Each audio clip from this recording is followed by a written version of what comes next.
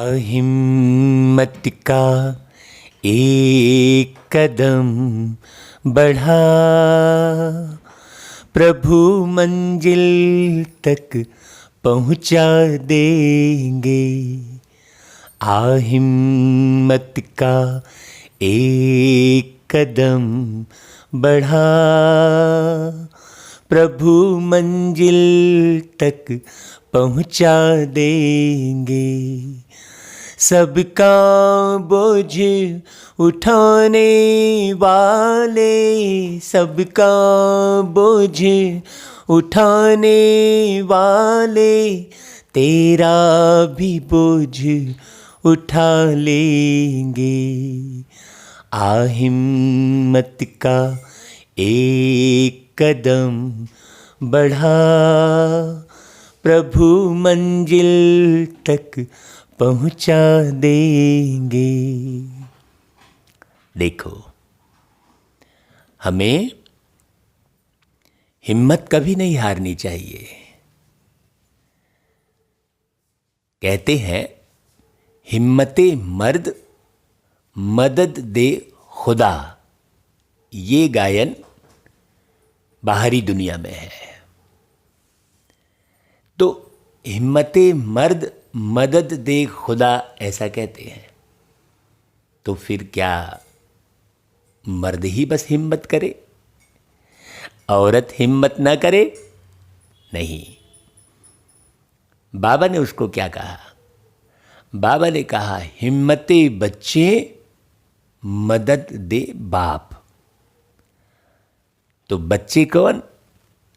बच्चे रूह, आत्मा। और बाप कौन? परमात्मा।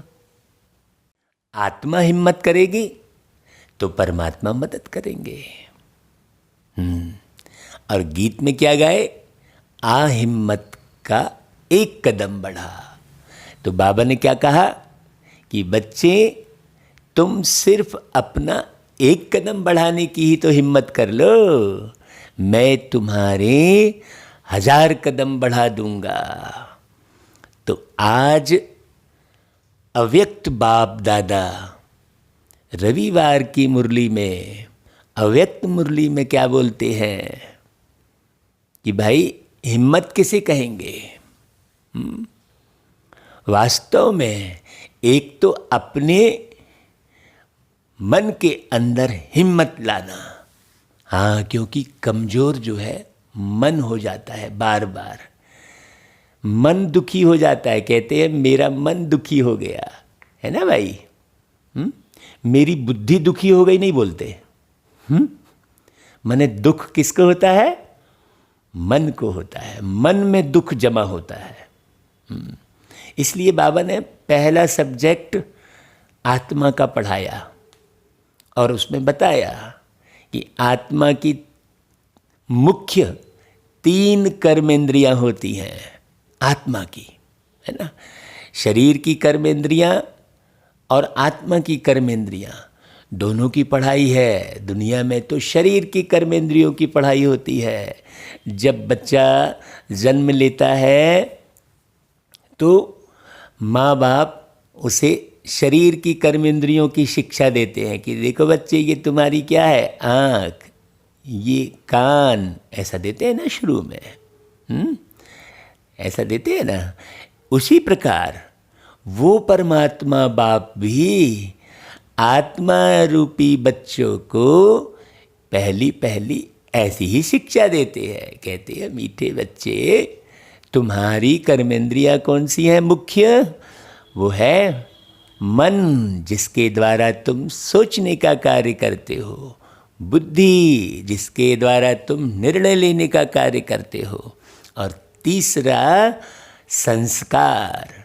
तो जैसा सोचते हो वैसा निर्णय लेते हो, और जैसा निर्णय लेते हो वैसे संस्कार बन जाते हैं। तो आत्मा, तुम आत्मा क्या करते हो? कभी मन के आधार पर कार्य करते हो, कभी बुद्धि के आधार पर करते हो, और कभी आदत के वशीभूत होकर कार्य करते हो। तो बाबा ने आकर बताया कि देखो बच्चे, मन के वशीभूत होकर कार्य नहीं करना, आदत के वशीभूत होकर कोई कार्य नहीं करना, बुद्धि से निर्णय लेकर कोई कार्य करना। तो बुद्धि से निर्णय लेने के लिए हमें अपनी बुद्धि को दिव्य बुद्धि, सुदृढ़ बुद्धि, मजबूत बुद्धि बनाना पड़े, है ना, समझदार बुद्धि बनाना पड़े। तो समझदारों का समझदार, ज्ञान का सागर एक परमात्मा ही है ना। तो परमात्मा के द्वारा हमें पढ़ाई पढ़नी चाहिए, जो परमात्मा धरती पर आकर रोज पढ़ाते हैं। ये बात किसी भी शास्त्र, ग्रंथ, वेद कहीं भी नहीं है कि परमात्मा ने धरती पर आकर शिक्षक बनकर पढ़ाया। और हम शरीर रूप में चाहे बच्चे थे, किशोर थे, युवा थे, बुजुर्ग थे, शरीर रूप में हम जैसे भी थे, है ना, हमको विद्यार्थी बनकर पढ़ना है।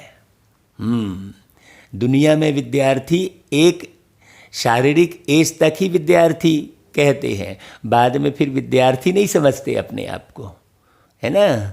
तो सबसे पहले तो स्वयं को सदा बच्चा समझना, फिर दूसरा स्वयं को सदा विद्यार्थी समझना, मतलब सीखने वाली स्थिति हमेशा बनी रहे।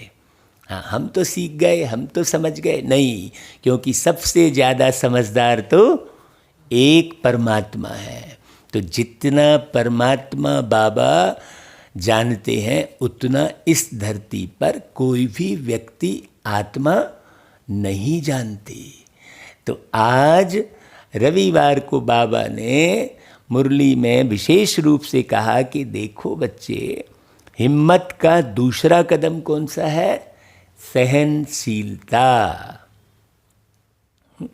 जब तक आपके अंदर में सहनशीलता नहीं है तब तक आपको हिम्मत नहीं आएगी। तो सहन करने की शक्ति को जमा करने के लिए आज बाबा ने बहुत अच्छी अच्छी विधि सिखाई है। मुख्य समस्या सारे जीवन में हर एक मनुष्य के पास कौन सी आती है कि उसे सहन नहीं होता।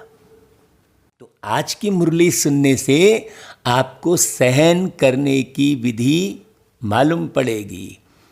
भाई, इस सहनशीलता वाले जो गुण हैं वो एक प्यारे ब्रह्मा बाबा के अंदर भरपूर मात्रा में था, है। सहन करने की शक्ति थी प्यारे ब्रह्मा बाबा में। तो ये ब्रह्मा बाबा की जीवन कहानी भी है। आज की मुरली ब्रह्मा बाबा की जीवन कहानी भी है। तो आज जो है ऑलमाइटी अथॉरिटी बाप कहेंगे ना, आप उन्हें परमात्मा कहते हैं, ईश्वर कहते हैं। ऑलमाइटी अथॉरिटी बाप अपनी पहली श्रेष्ठ रचना को देख रहे हैं। भाई, बाबा की पहली श्रेष्ठ रचना कौन है? ब्रह्मा बाबा। और पहली रचना ब्रह्मा बाबा के द्वारा कौन है? ब्राह्मणों की रचना है। और उसकी पहली रचना में भी पहला नंबर किनका है? ब्रह्मा को ही कहेंगे। ब्रह्मा द्वारा सृष्टि की रचना, तो पहली रचना पहले ब्रह्मा की करनी पड़े ना। हाँ, पहली रचना का पहला नंबर होने कारण ब्रह्मा को फिर आदि देव भी कहा जाता है, एडम कहा जाता है। है ना भाई। इसी नाम से इस आबू पर्वत पर यादगार भी है, आदि देव नाम से ही है ना भाई, आबू पर्वत पर। और ये यादगार और कहीं नहीं है पूरे भारत में। आदि देव अर्थात आदि रचता भी कहा जाता है ना भाई। और साथ साथ आदि देव अर्थात नई सृष्टि के आदि का पहला नंबर देव, पहला नंबर देव। हाँ, तो हमेशा पहले नंबर को देखो। अगर आपको पहला नंबर आना है तो हमेशा किसको देखो? पहले नंबर को देखकर उनके गुणों को फॉलो करो। अब बाबा कहता है कि भाई ब्रह्मा को भी मत देखो का मतलब क्या हुआ? माना उनकी देह को मत देखो, है ना। पहली देव आत्मा श्री कृष्ण के रूप में ब्रह्मा ही बनते हैं। इसलिए नई सृष्टि के आदि का आदि देव कहा जाता है ब्रह्मा को, है ना। संगम युग में भी आदि रचना का पहला नंबर अर्थात आदि देव कहो व ब्राह्मण आत्माओं के रचता ब्रह्मा कहो। आत्माएं तो सब है, लेकिन आत्माओं को पूरे ब्रह्मांड के योग्य बनाना ये कार्य तो ब्रह्मा बाबा ने किया। तो ब्राह्मणों की रचता ब्रह्मा, तो संगम पर और सृष्टि के आदि पर दोनों समय के आदि हैं। संगम के भी आदि और सतयुगी सृष्टि के भी आदि कौन? ब्रह्मा बाबा। ब्रह्मा बाबा कौन? एक आत्मा, शरीर नहीं। बार बार एक अच्छे से समझने की जरूरत है। इसलिए आदि देव कहा जाता है। ब्रह्मा ही आदि कर्मातीत फरिश्ता बनते हैं। ब्रह्मा सो फरिश्ता और फरिश्ता सो देवता, सब में नंबर 1। भाई ऐसा नंबर 1 क्यों बने? बताइए, किस विधि से नंबर 1 सिद्धि को प्राप्त किया? बताओ। आप सभी ब्राह्मण आत्माओं को ब्रह्मा को ही फॉलो करना है। तो क्या फॉलो करना है भाई? फॉलो क्या करना है? क्या उनके समान अपना शारीरिक चेहरा बनाना है, हाव भाव बनाना है? नहीं। क्या फॉलो करना है? तो इनका पहला कदम है समर्पणता। ये फॉलो करना है, समर्पण बुद्धि।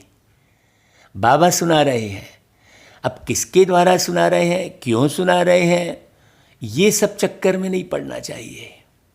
बाबा कहते हैं कि मैं ब्रह्मा के द्वारा सुनाता हूँ, तो मैं किसी भी ब्राह्मण बच्चे के द्वारा भी सुना सकता हूँ, क्योंकि ज्ञान के सागर तो एक बाबा है ना, बाकी तो हम मनन चिंतन करने वाले हैं। हाँ, और मनन चिंतन करवाने वाले भी अमृत बेले से उठाकर कौन है? बाबा। अरे हम कहाँ होते हैं मनन चिंतन करने वाले भी? जो योग्य होता है बच्चा, उनके द्वारा मनन चिंतन बाबा ही करवाते हैं। आप अमृत बेले उठकर देखो, आपके पास अच्छे अच्छे विचार कौन देते हैं? प्यारे बाबा ही देते हैं।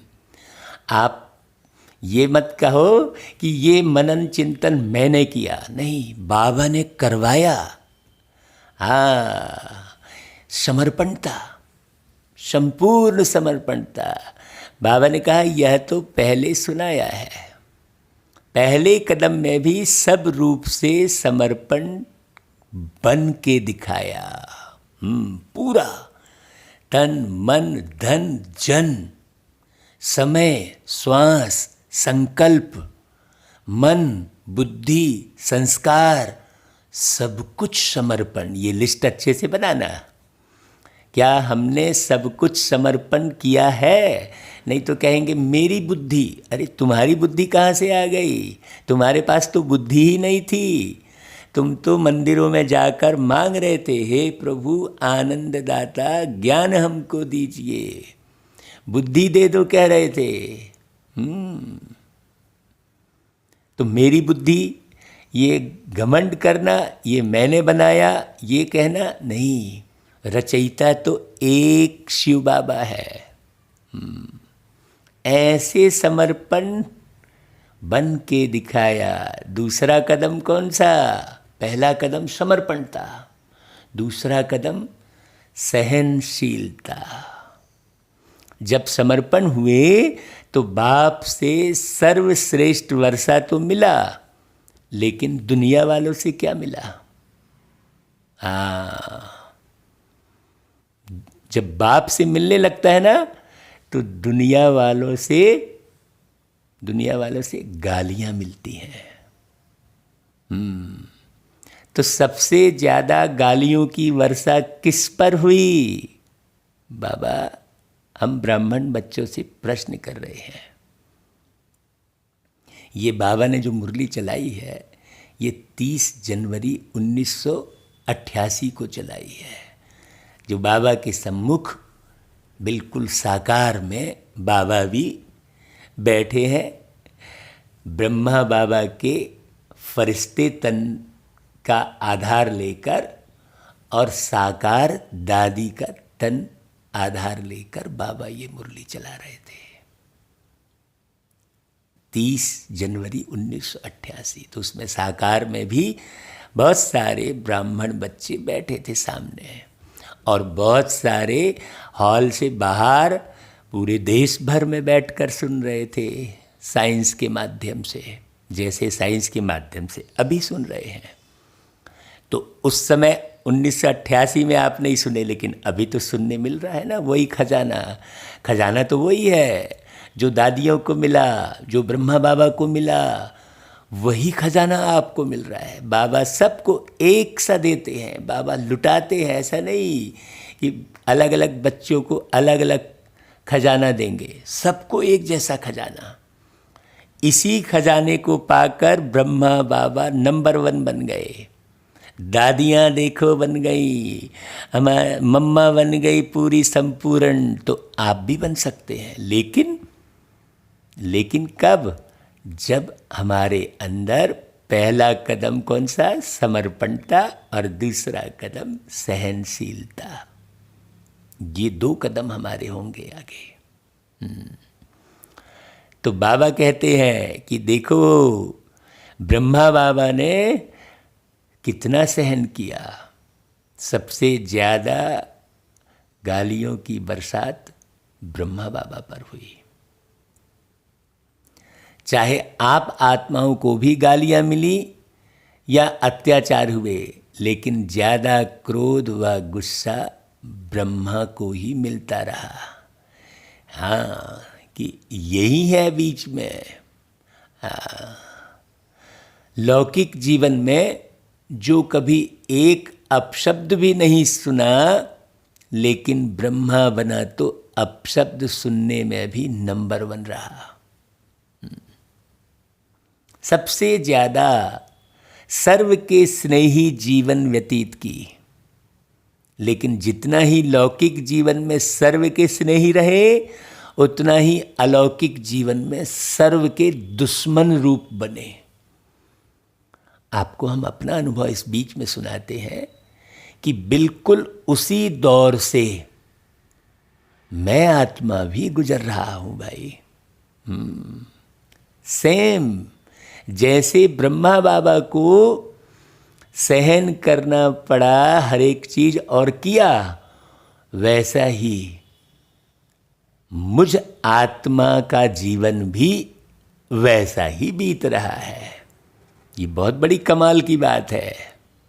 ये बहुत बड़ी कमाल की बात है कि सारा कुछ सहन मुझे भी करना ही है, और बड़ा आनंद आ रहा है उसको सहन करने में। क्यों? क्योंकि लक्ष्य का पता है ना, प्राप्ति का पता है ना भाई। हाँ,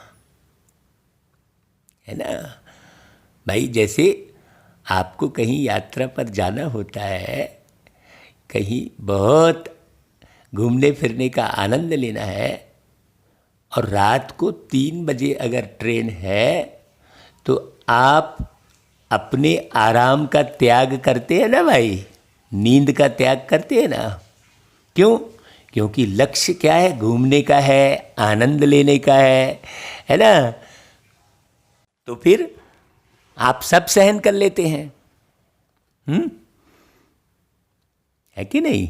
ये बात बड़ी समझने की है। तो वास्तव में जब प्राप्तियों का पता रहता है तो फिर वो सहन करना नहीं मालूम पड़ता। है ना भाई? इसे बहुत बड़ी अच्छे से समझने की जरूरत है। तो जितना लौकिक जीवन में स्नेही रहे ब्रह्मा बाबा, उतना ही अलौकिक जीवन में सर्व के दुश्मन बने। लेकिन ब्रह्मा बाबा ने किनके साथ दोस्ती की थी? खुदा के साथ। कहते ना, खुदा दोस्त। तो बने चाहे दुश्मन जमाना हमारा, सलामत रहे दोस्ताना हमारा। बने चाहे दुश्मन जमाना हमारा, सलामत रहे दोस्ताना हमारा। तो सबसे बड़ी दोस्ती ब्रह्मा बाबा ने शिव बाबा से की, और ऐसी दोस्ती की कि पूरे कल्प तक उनका गायन हुआ। हाँ, आज भी भक्ति में कहते हैं कि ब्रह्मा के द्वारा सृष्टि की रचना, लेकिन लोगों को ये मालूम नहीं है कि ब्रह्मा के द्वारा सृष्टि की रचना ब्रह्मा के किस दोस्त ने की? वो शिव बाबा। हाँ, और सारे दुश्मन बने, पूरी दुनिया दुश्मन बनी, लेकिन दोस्ताना बरकरार रहा। तो बाबा कहते हैं, देखो बच्चों के ऊपर अत्याचार हुए तो स्वतः ही इनडायरेक्ट ब्रह्मा बाप के ऊपर भी अत्याचार हुए कहलाएगा ना भाई? क्यों? क्योंकि निमित्त तो ब्रह्मा बाबा थे ना सारे बच्चों को शिव बाबा से जोड़ने के। हाँ, लेकिन ब्रह्मा बाबा ने क्या किया? सहनशीलता के गुण से व सहनशीलता की धारणा से सदा मुस्कुराते रहे, कभी मुरझाए नहीं। हाँ, तो मुस्कुराना सीख लो, गुनगुनाना सीख लो। मुस्कुराना सीख लो, गुनगुनाना सीख लो। दूसरों के दुख में, दूसरों के दुख में हाथ बटाना सीख लो। मुस्कुराना सीख लो, गुनगुनाना सीख लो। ला ला ला, ला ला ला। उजड़े हुए चमन को बसाना सीख लो। उजड़े हुए चमन को बसाना सीख लो। मेहनत के मोतियों से बिताना सीख लो। मेहनत के मोतियों को जुटाना सीख लो। मनोविकारों पर तुम, मनोविकारों पर तुम विजय पाना सीख लो। मुस्कुराना सीख लो, गुनगुनाना सीख लो। तो प्यारे बाबा ब्रह्मा बाबा सदा सहन करते रहे, और धारणा करने के कारण, सहनशीलता की धारणा होने के कारण, सहनशीलता के गुण होने के कारण सदा मुस्कुराते रहे। तो आप सदा कब मुस्कुराएंगे और सदा कब गुनगुनाएंगे? जब सहनशीलता का गुण धारण करेंगे। तो मुरझाएंगे नहीं कभी। बाबा ने कहा, देखो कोई प्रशंसा करे और मुस्कुराए, इसको सहनशीलता नहीं कहते। लेकिन दुश्मन बन क्रोधित हो अपशब्दों की वर्षा करे, ऐसे समय पर भी सदा अंदर अंदर मुस्कुराते रहना। ऐसा नहीं हाँ कि भाई कोई क्रोधित हो रहा है और आप साकार चेहरे से मुस्कुरा रहे हैं, हाँ, नहीं तो सामने वाले को और गुस्सा आ जाएगा। अंदर मुरझाना नहीं, संकल्प मात्र भी मुरझाने का चिन्ह चेहरे पर ना हो, बाबा ये कहते हैं। मुस्कुराना मतलब वो मुस्कुराने वाली अदा मत दिखाओ, इसको कहा जाता है सहनशील। हाँ, दुश्मन आत्मा को भी, अब आगे और सहनशीलता की डिटेल बता रहे हैं बाबा, बहुत ध्यान से सुनना। दुश्मन आत्मा को भी रहम दिल भावना से देखना, मतलब वो आपका दुश्मन है, आप उसके दुश्मन नहीं हैं। वो आपको दुश्मन मान रहा है ना, और वो आपका दुश्मन बना हुआ है, लेकिन आप उसे दुश्मन की नज़र से नहीं देख रहे हैं।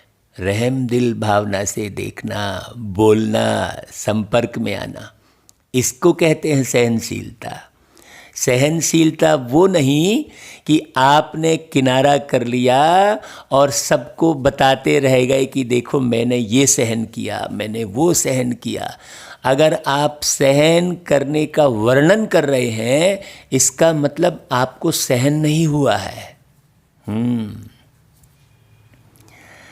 सहन करना मतलब रहम दिल भावना से देखना, हाँ, सहयोग करना। आप सहयोग कर ही रहे हैं लगातार, वो सेवा बंद नहीं किए हैं। बाबा कहते हैं देखो, स्थापना के कार्य में, सेवा के कार्य में कभी छोटे कभी बड़े तूफान आए। भाई जैसे यादगार शास्त्रों में महावीर हनुमान के लिए दिखाते हैं ना भाई, कि इतना बड़ा पहाड़ भी हथेली पर एक गेंद के समान ले आए बजरंगबली जी महाराज, ऐसा दिखाते हैं ना भाई। और ऐसे कितनी भी बड़ी पहाड़ समान समस्या हो, तूफान हो, विघ्न हो, लेकिन पहाड़ अर्थात बड़ी बात को छोटा सा खिलौना बनाए, खेल की रीति से सदा पार किया, है ना। वह बड़ी भारी बात को सदा हल्का बनाए, स्वयं भी हल्के रहे और दूसरों को भी हल्का बनाया। इसको कहते हैं सहनशीलता। बड़ी बात को छोटी कर देना, विकराल परिस्थिति को छोटा सा समझना। अभी तो हम छोटी सी परिस्थिति को बड़ा समझने का कार्य करते हैं। किसी ने कुछ थोड़ा सा बोल क्या दिया, बात का बतंगड़ कहते हैं, बात का बतंगड़ करते। सारी दुनिया में यही हो रहा है। तो निर्माण कैसे हो भाई?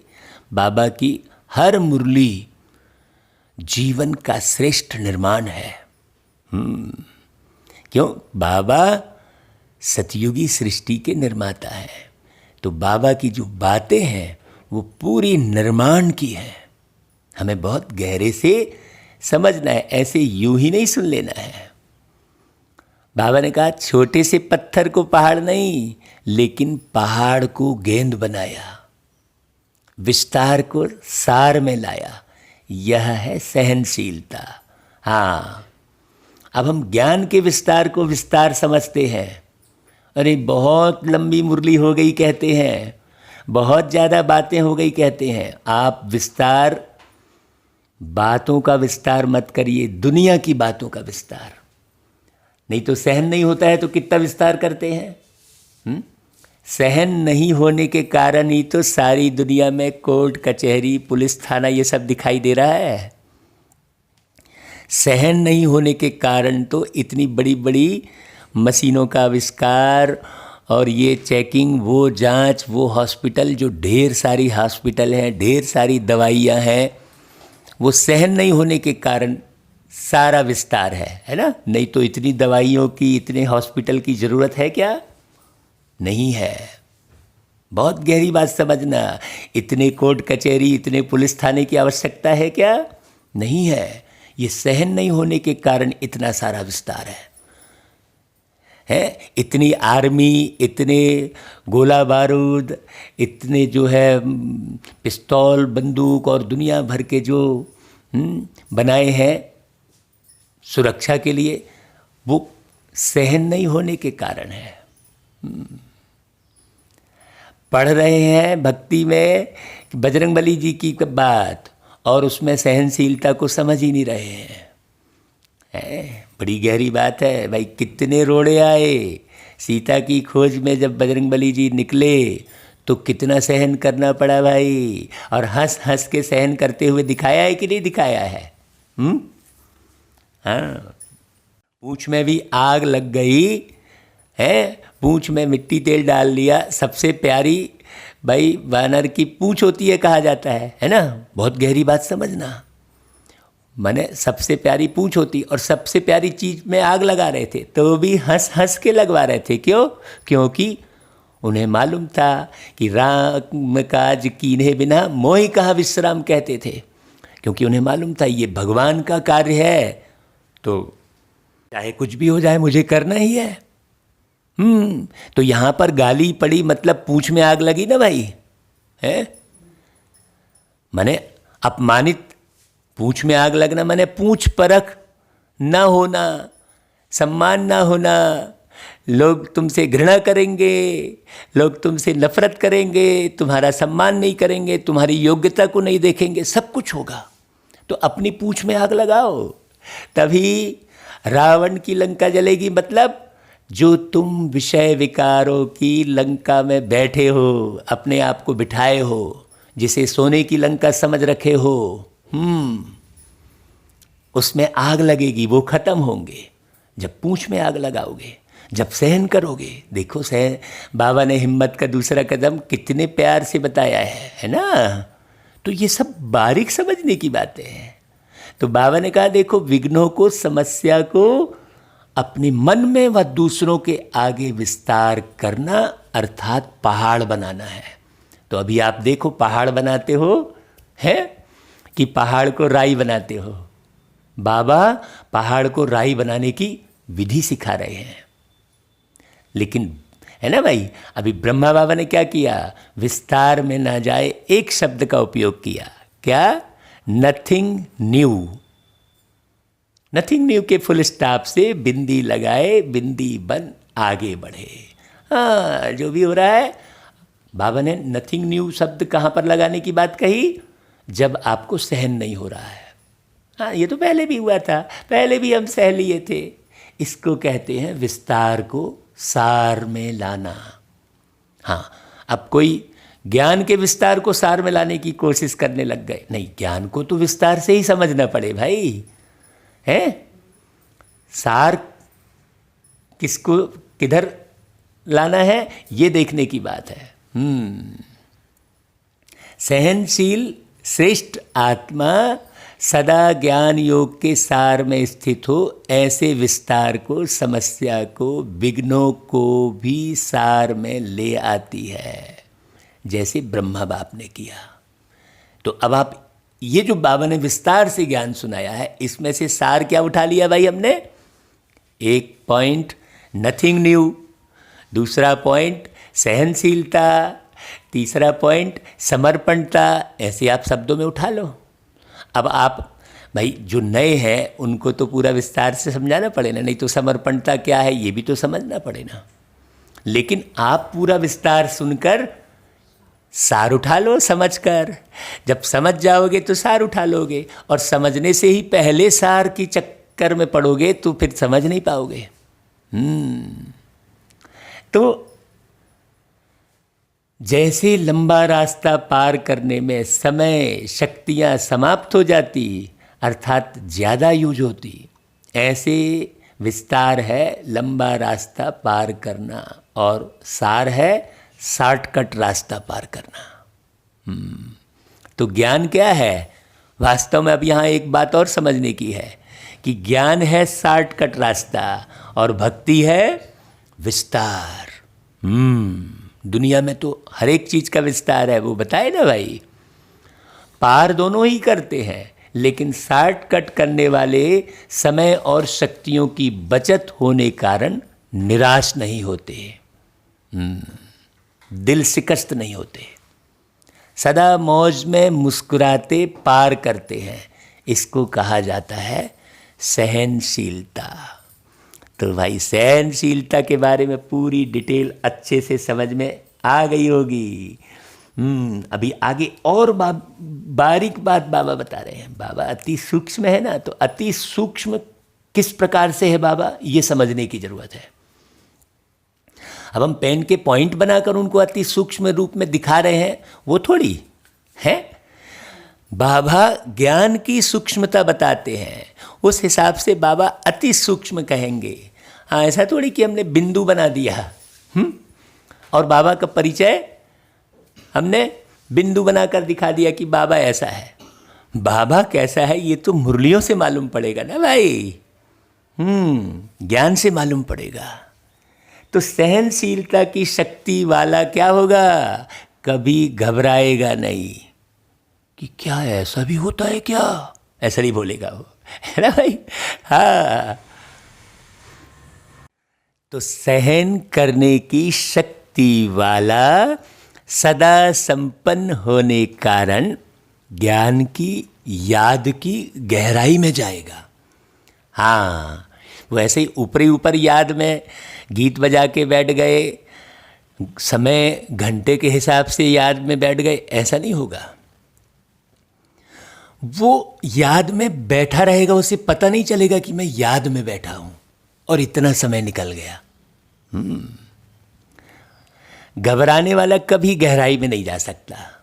वो ऊपरी ऊपर ढेर सारा ज्ञान सुना लेगा, हाँ, याद की विधि कई प्रकार की सिखाना शुरू करेगा, ऐसा करो वैसा करो, लेकिन वो गहराई में नहीं जा सकता, घबराने वाला। और वो जल्दी घबरा भी जाएगा,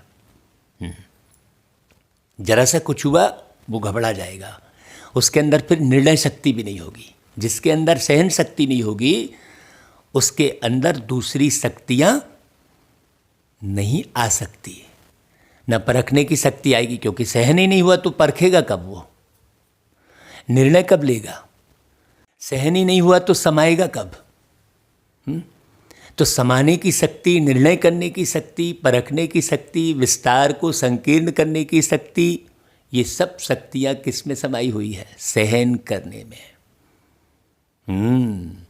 और सहन करना कब होगा, जब समर्पित होगा। जैसे एक माँ अपने बेटे पर समर्पित रहती है तो बेटे की हर चीज सहन करती है। इसलिए माँ को शक्ति स्वरूप कहते हैं, माँ को ही शक्ति स्वरूप कहते हैं। क्यों? क्योंकि माँ में सहन करने की बहुत विशेषता होती है।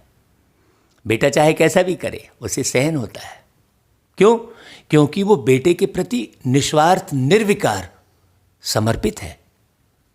उसके पीछे कौन सा गुण समाया हुआ है, समर्पणता का।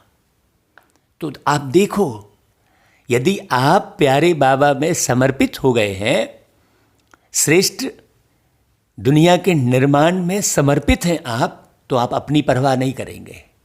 हाँ, है ना भाई। तो घबराने वाला कभी गहराई में नहीं जा सकता। सार वाला सदा भरपूर होता है, जिसने सार को उठा लिया है। इसलिए भरपूर संपन्न चीज की गहराई होती है। विस्तार वाला खाली होता है, जैसे सागर भरपूर होता है तो गहरा भी होता है, और उसमें ढेर समाया हुआ है हर एक, है ना। पृथ्वी भी वैसे ही है, भरपूर है, तो पृथ्वी में भी ढेर समाया हुआ है। तो विस्तार वाला खाली होता है, इसलिए खाली चीज सदा उछलती रहती है। तो विस्तार वाला यह क्यों, यह क्या, ऐसा नहीं वैसा, ऐसा होना चाहिए, ये सब चक्कर में पड़ता है विस्तार वाला। ऐसे संकल्पों में भी उछलता रहेगा और वाणी में भी सबके आगे उछलता रहेगा। और जो हद से ज़्यादा उछलता है तो क्या होगा, हाँफता रहेगा फिर वो। हाँ, उसके अंदर ढेर सारी फिर बीमारी हो जाएगी। स्वयं भी उछलता, स्वयं भी हाँफता है, स्वयं ही उछलता रहेगा, स्वयं ही हाँफता रहेगा, स्वयं ही फिर थकता रहेगा। सहनशील इन सब बातों से बच जाता है, इसलिए सदा मौज में रहता है, उछलता नहीं, उड़ता है। देखो, उड़ना और उछलना अंतर बताया बाबा ने बहुत अच्छे से। तो पहला कदम समर्पणता का विस्तार बताया बाबा ने, दूसरा कदम सहनशीलता। यह ब्रह्मा बाप ने चल करके दिखाया।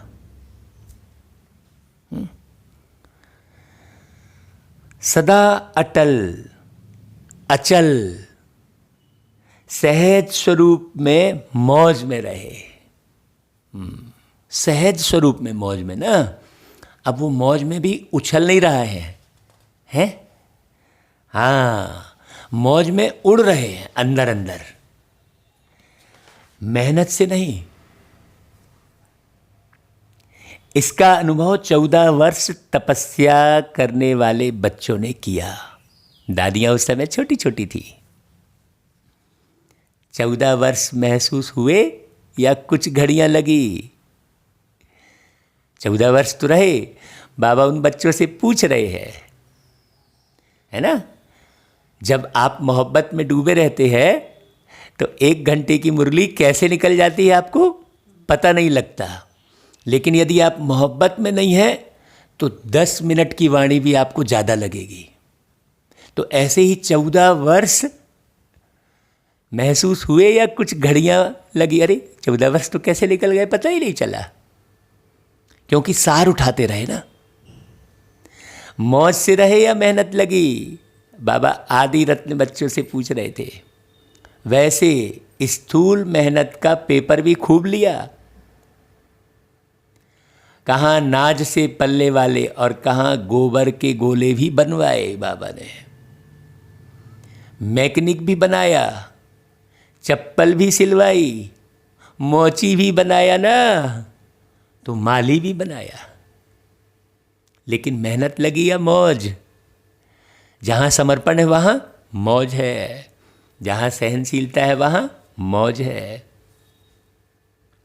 सब कुछ पार किया, लेकिन सदा मौज का जीवन अनुभव में रहा, है ना भाई। जो मूंझे वह भाग गए, और जो मौज में रहे वह अनेकों को मौज का जीवन का अनुभव करा रहे हैं आज भी। हाँ, ऐसे ही हमने अपनी आँख के सामने कितनों को भागते देखा। हमारे इस जीवन काल में, ज्ञान वाले जीवन काल में, न जाने कितने लोग अभी भी हमने भागते देखे। ब्रह्मा बाबा ने भी देखे, शिव बाबा ने भी देखे। अभी अगर वही 14 वर्ष रिपीट करें तो पसंद है ना? देखो बाबा क्या इशारे दे रहे हैं। तपस्या वाले 14 वर्ष, जब डोडा खिलाए, हाँ वही रिपीट करे? बाबा पूछ रहे हैं, देखो। अभी तो सेंटर पर अगर थोड़ा सा स्थूल काम भी करना पड़ता तो सोचते हैं, अरे इसलिए सन्यास किया, क्या हम इस काम के लिए हैं? ऐसा सोचते हैं। अरे मेरे को झाड़ू लगाना पड़ेगा, अरे मेरे को बर्तन मांजना पड़ेगा। भाई जहाँ प्रेम है वहाँ पड़ेगा शब्द नहीं आएगा। अभी तो भाई एक दूसरे के सुख में दुख में जाने के लिए लोग बोलते वहाँ तो जाना ही पड़ेगा, क्या करोगे? हैं? ऐसा करके निभाते हैं तो कहाँ से निभेगा भाई? यूं ही चले गए, भावना है ही नहीं। किसी भी सुख दुख में हर एक व्यक्ति बोलता है, अरे मेरा काम छूट रहा है लेकिन क्या करोगे भाई, रिश्ता है ना, जाना ही पड़ेगा, ऐसा बोलते हैं। तो कहाँ का रिश्ता हुआ वो? वो बाहर दिखावे वाला हो गया। तो दिखावे वाली चीज़ दिखावे वाली चीज़ कब तक चलेगी भाई? है? और सुरक्षित बंद चीज़, अंदर वाली चीज़ लंबे समय चलती है। ये बड़ी समझने की बात है। तो बाबा कहता है मौज में जीवन जीना, इसको ही ब्राह्मण जीवन कहा जाता है। अब मौज में मतलब क्या? मौज में मतलब दुनिया में लोग खाना पीना घूमना उसको मौज कहते हैं। मौज मतलब समर्पणता, समझदारी, सहनशीलता, उसको मौज कहेंगे ना। मुझे नहीं, हमने तो समझा नहीं था कि सरेंडर होना अर्थात यह सब करना होगा। मैं तो टीचर बनकर आई हूँ, ऐसा बोलेंगे। स्थूल काम करने के लिए थोड़े ही संन्यास किया है। बाबा देखो पूरा एक एक बात बता रहे हैं। क्या यही ब्रह्मा कुमारी जीवन होता है? इसको कहते हैं मूंझने वाला जीवन। अगर कोई ऐसा करता है, ऐसा बोलता है, ऐसा सोचता है, तो कौन सा जीवन कहलाया ये? उसका मूंझने वाला जीवन कहलाएगा। ब्रह्मा कुमारी बनना अर्थात दिल की मौज में रहना, न कि स्थूल मौजों में रहना। अभी देखो, हाँ, अब मौज में बाबा कहता है तुम भाई मौज में तुम अपने मन को नचाओगे ना, क्योंकि यहाँ तो आत्मा की, मन की, बुद्धि की और संस्कार की बात है जो सूक्ष्म है। मौज में हो तो आप शरीर को थोड़ी नचाओगे। दुनिया में तो शरीर को नचाते हैं। बाबा कह रहा है दिल की मौज से किसी भी परिस्थिति में, किसी भी कार्य में मूंझने को मौज में बदल देंगे। और दिल के मूंझने वाले श्रेष्ठ साधन होते भी, स्पष्ट बात होते भी, सदा स्वयं मूंझे हुए होने के कारण स्पष्ट बात को भी मुझा देंगे। हाँ, अब आप देखो क्या कर रहे हो। आप अच्छे से गौर से देखो कि भाई बहुत अच्छी सेवा हो रही है, बहुत अच्छी बात चल रही है, लेकिन अंदर दिल से मूंझने वाले क्या करेंगे? उसको भी मुझा देंगे। अच्छे साधन होते हुए भी साधनों से मौज नहीं ले सकेंगे। सारा सुख है, भौतिक सुख, लेकिन मौज नहीं ले पाते हैं लोग। कहाँ ले पाते हैं?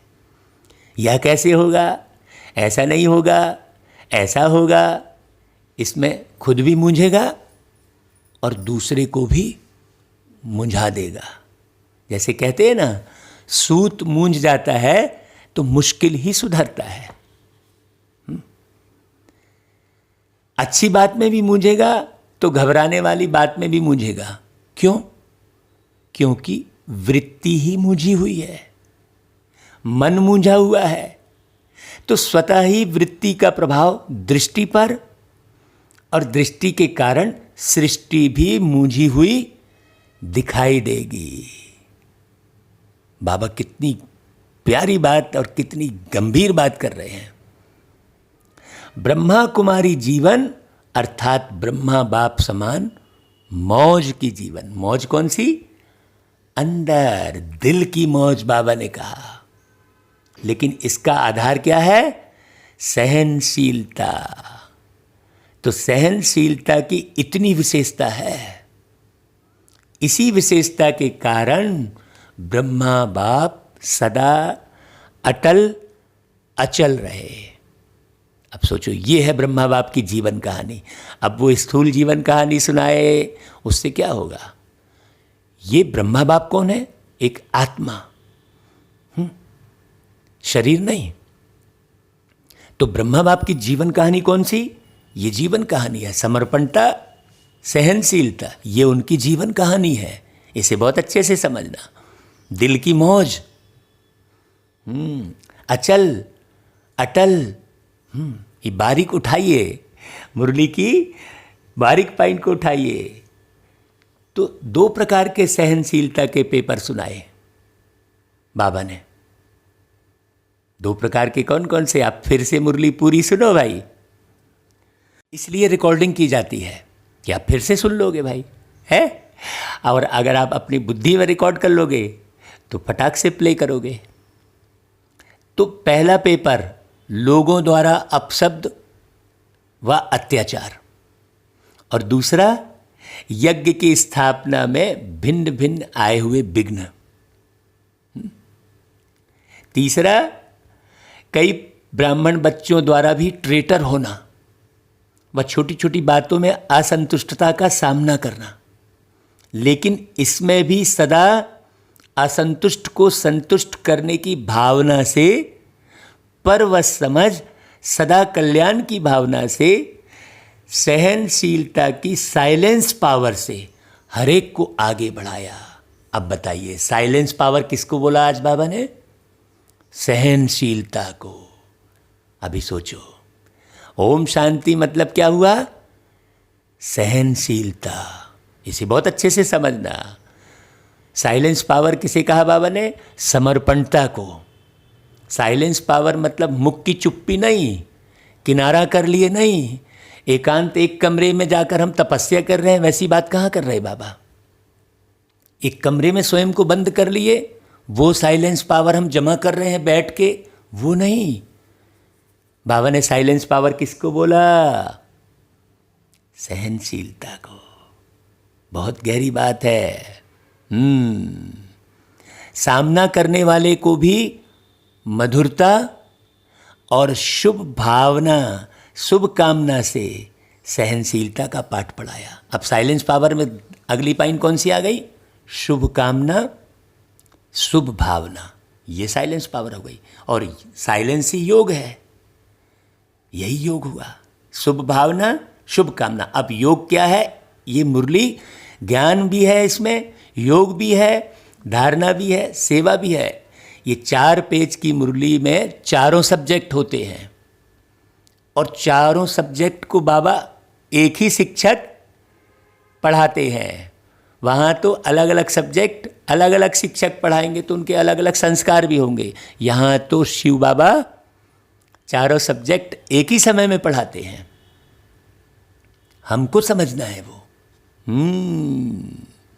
बाबा क्या कहता है कि भाई देखो, शुभ कामना से सहनशीलता का पाठ पढ़ाया। जो आज सामना करता और कल क्षमा मांगता, उनके मुख से भी यही बोल निकलते, बाबा तो बाबा है। भाई किसके लिए निकलेंगे? महान कौन कहलाएगा? जो सहन करता है वो महान कहलाता है। तो बाबा है। ऐसा फिर आज भी सबके मुख से यही निकलता है। इसको कहा जाता है सहनशीलता द्वारा फेल को भी पास बनाए, विघ्न को पास करना। देखो, कहीं भी हम कार्यक्रम में जाते हैं, भाई अपना अनुभव भी हम आपको बीच में सुनाते हैं बिल्कुल साकार में, तो कितने विघ्न आते हैं, कितने लोग डिस्टर्ब करते हैं। हाँ, रिपोर्ट लिखा देंगे, ये कर देंगे, सब करते हैं, हम होने नहीं देंगे कार्यक्रम आपका, लेकिन होता है ना, और वही सहयोगी बन जाते हैं। ऐसे कितने प्रोग्राम में देखा है ना भाई। तो ये बात बहुत गहरी है, विघ्न को पास करना। तो दूसरा कदम सुना, बाबा ने कहा दूसरा कदम सुना। किस लिए भाई? किस लिए सुना? कदम पर कदम रखने के लिए सुना ना। ऐसा थोड़ी है बहुत अच्छी मुरली चली, बढ़िया सुनाया भाई, बहुत अच्छे से सुनाया, नहीं। काहे के लिए सुना? कदम पर कदम रखो, इसको कहा जाता है फॉलो फादर, अर्थात बाप समान बनना। बनना है या सिर्फ दूर से देखना है? बाबा क्वेश्चन भी बीच बीच में करते हैं भाई। बहादुर हो ना, पंजाब महाराष्ट्र दोनों ही बहादुर हो, सब बहादुर हैं भाई। वहाँ पंजाब और महाराष्ट्र वाले बैठे होंगे सामने। बाबा कहते हैं देश विदेश के सभी अपने को महावीर कहते हैं। किसी को भी प्यादा कहा तो मानेगा? प्यादा कहा तो मानेगा क्या? इससे सिद्ध है कि सभी अपने को महावीर समझते हैं। महावीर अर्थात बाप समान बनना।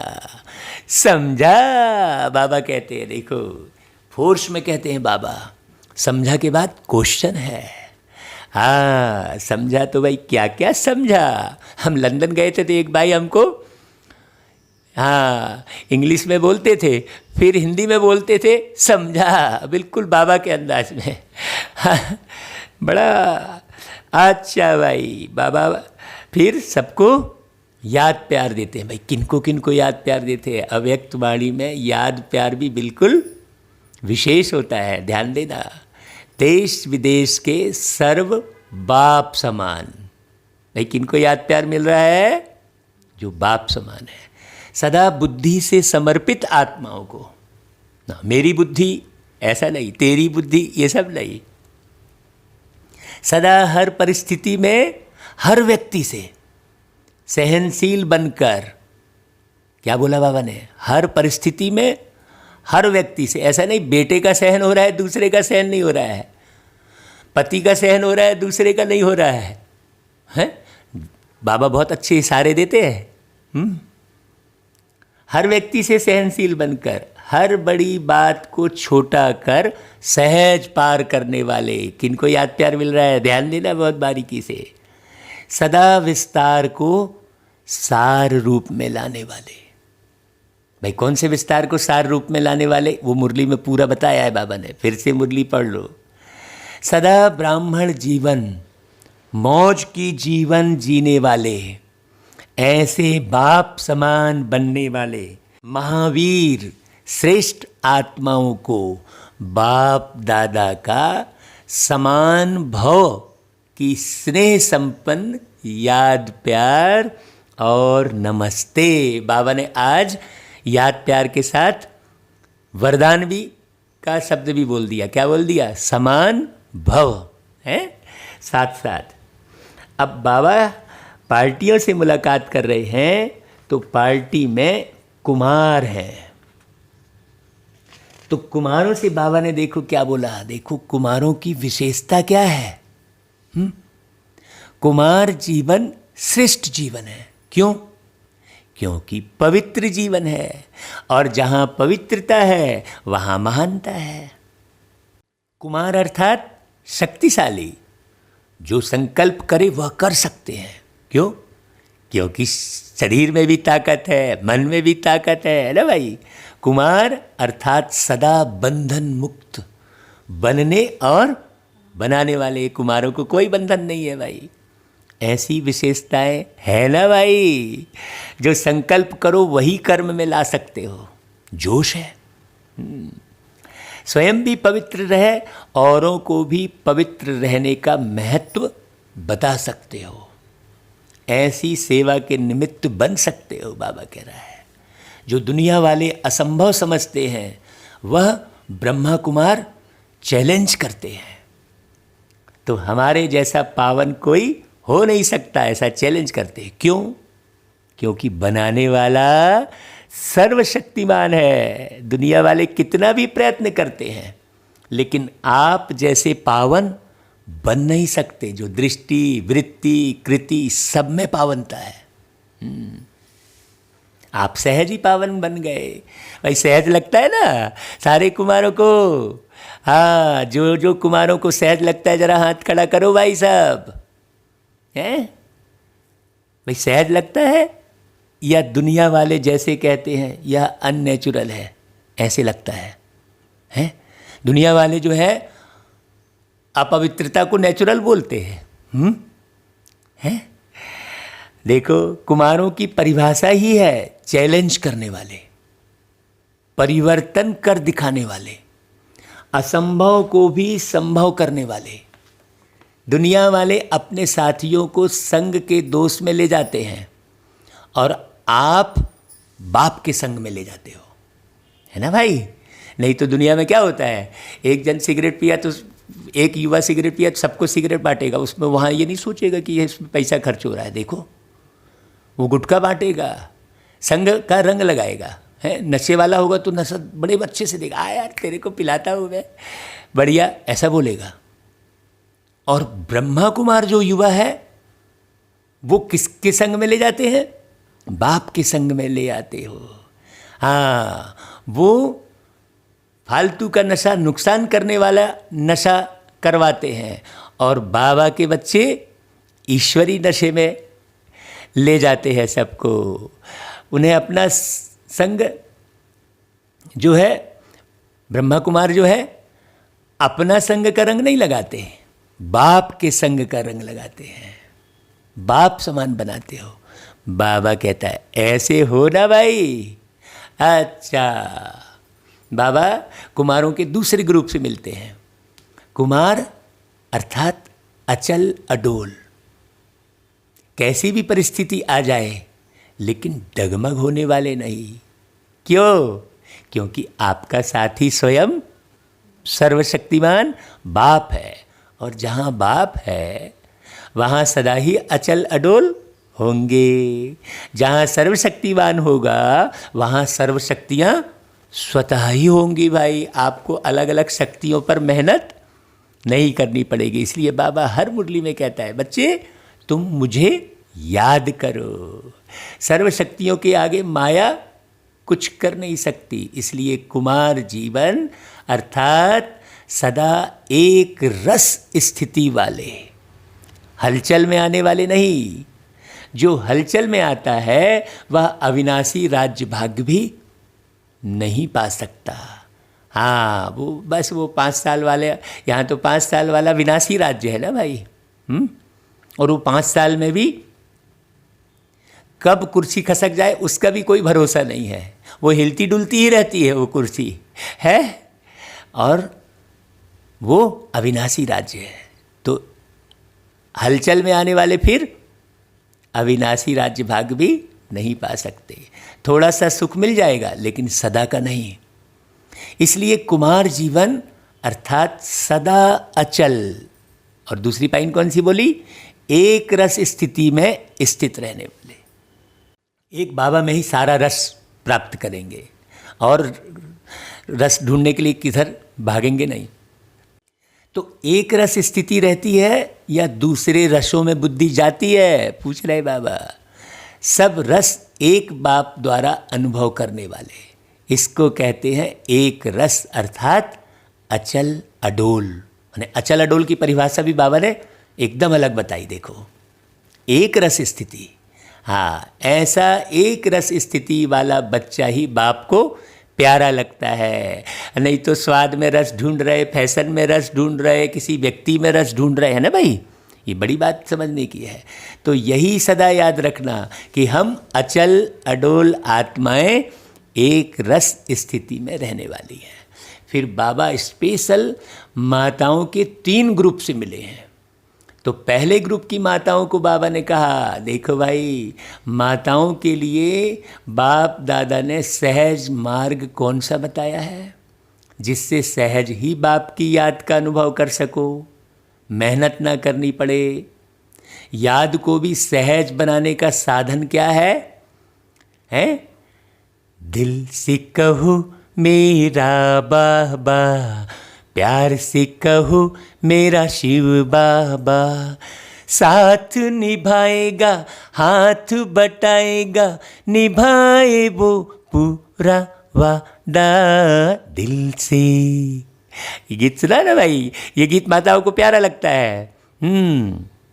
दिल से निकल के सबके लबों पर एक यही स्वर छा गया, मेरा बाबा आ गया। इस गीत पर भी माताएं नाचती है। तो दिल से कहो मेरा बाबा।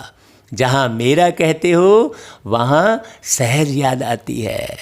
सारे दिन में जो मेरा है वही याद आता है ना। कोई भी मेरा हो, चाहे व्यक्ति चाहे वस्तु, जहाँ मेरापन होगा वही याद आएगा। ऐसे यदि बाप को मेरा कहते हो, मेरा समझते हो, तो बाप ही याद आएगा। तो बाप को याद करने का सहज तरीका है दिल से कहो मेरा बाबा, है ना भाई? सिर्फ मुख से मेरा मेरा नहीं कहना, अधिकार से कहना। तो अधिकार कैसे प्राप्त होगा? वो पूरी मुरली सुन लो भाई। यही सहज पुरुषार्थ कर आगे बढ़ते चलो। सदा ही इस विधि से सहज योगी बनो। मेरा कहो और बाप के खजानों के मालिक बनो।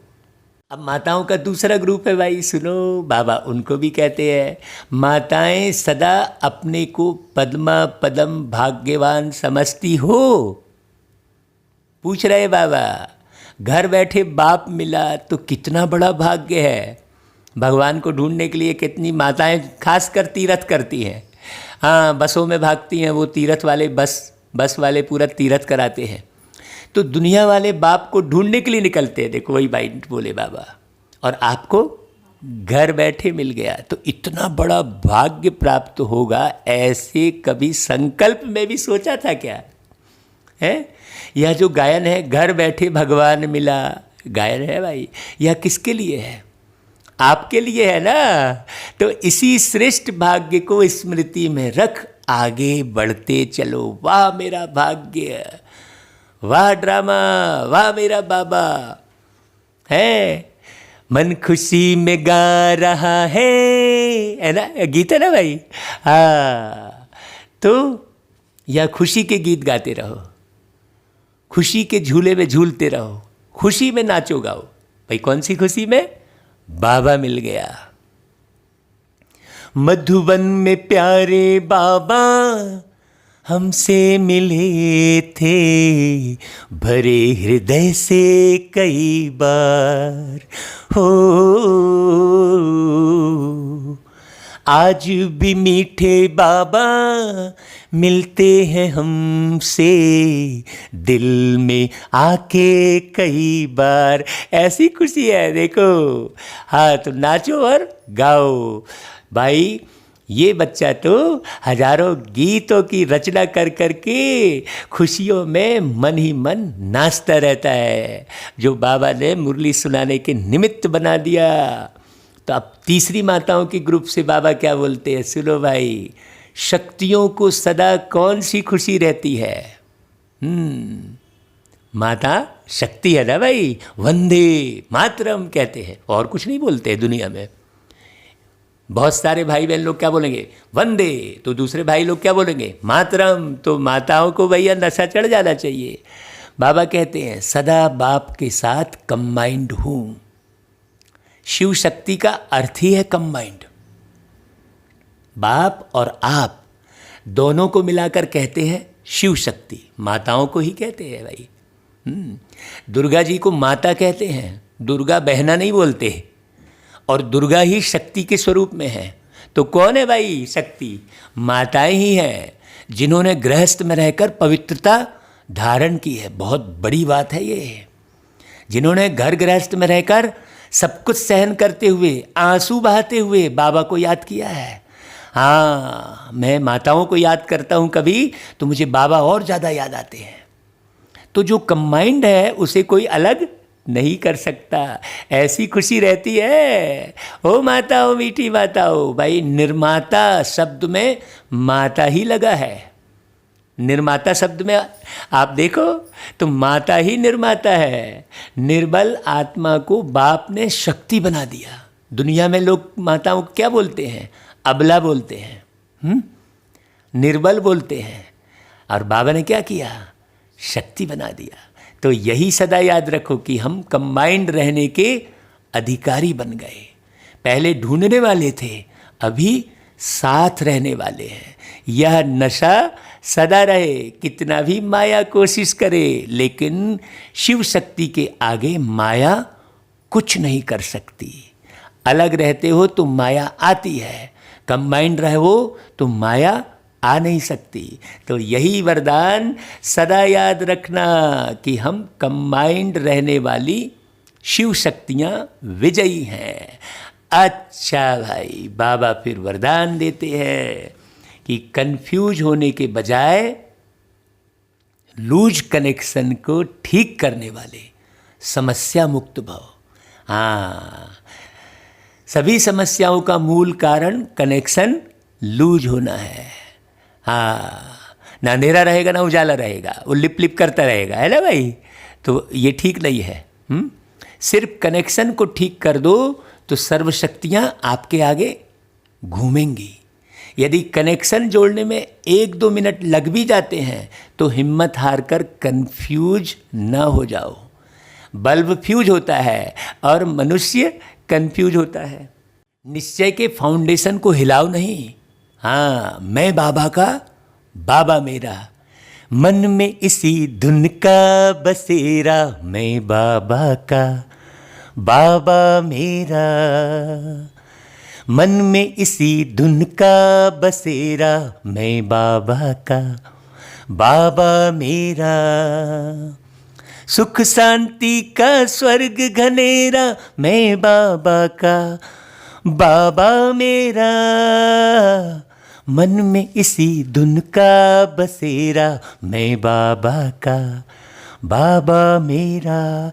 इस आधार से फाउंडेशन को पक्का करो तो समस्या मुक्त बन जाएंगे। अच्छा भाई, फिर स्लोगन, बीज रूप अवस्था में स्थित रहना यही पुराने संस्कारों को परिवर्तन करने की विधि है। अच्छा भाई, ओम शांति। भाई आप बीज बनेंगे तभी तो नया वृक्ष बनेगा, है ना भाई। ऐसा ही नए मानवीय सृष्टि रूपी वृक्ष को लाने के लिए हम सब आत्माओं को क्या बनना पड़े? बीज बनना पड़े, विस्तार को सार में ले जाना पड़े। संसार शब्द में भी सार शब्द लगा हुआ है। ज्ञान का तो बाबा ने खजाना भर दिया है, जितना सुनोगे कम है। अच्छा भाई, ओम शांति।